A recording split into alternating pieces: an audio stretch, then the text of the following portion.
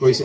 এয়া এটা আমাৰ সমাজখনৰ বাবে এটা মানে এটা যোগাত্মক চিহ্ন। গতিকে আপোনালোকৰ সকলোকে যিসকল মহিলাই আজি মহিলা উদ্যমিতা পাইছে অৰুণোদয়ৰ জৰিয়তে আপোনালোকেও যাতে নিজৰ আত্মবিশ্বাসেৰে যে আপোনালোকে নিজৰ জীৱন জীৱিকা যিসকল জড়িত হৈছে আপোনালোকে প্ৰতিযোগিতামূলকভাৱে কৰাৰ বাবে চেষ্টা কৰিব।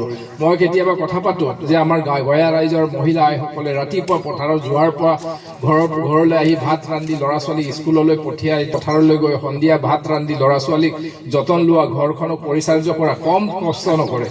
ইমানখিনি আমাৰ সম্পদ আৰু সমল আমাৰ গাত আছে। গতিকে এইখিনিক যদি আমি অকণমান যদি আমি সকলোৱে চেষ্টা কৰোঁ আমি নিশ্চয়কৈ আমি সকলোৱে নিজৰ ভৰিত থিয় হ'ব পাৰিম। আজি এই আঁচনিসমূহ চৰকাৰখনে ব্যৱস্থা এইকাৰণেই কৰিছে আজি ৰাস্তা ঘাট হস্পিটেল শিক্ষা অনুষ্ঠান সকলো পৰ্যায়ক্ৰমে আমি আগবঢ়াই লৈ গৈ আছোঁ। তাৰ লগত আমাৰ গয়া ৰাইজৰ জীৱন জীৱিকা আমি সকলোৱে স্বনিৰ্ভৰশীল হ'ব লাগিব। তেতিয়াহে সকলো উন্নয়ন সমভাৱে হ'ব বুলি আমি চৰকাৰখনে ভাবোঁ। এইবাবে আমি গাঁও অঞ্চলত থকা আমাৰ দুৰ্বল পৰিয়ালসমূহক সবল কৰাৰ নিমিত্তে বিভিন্ন আঁচনিৰ জৰিয়তে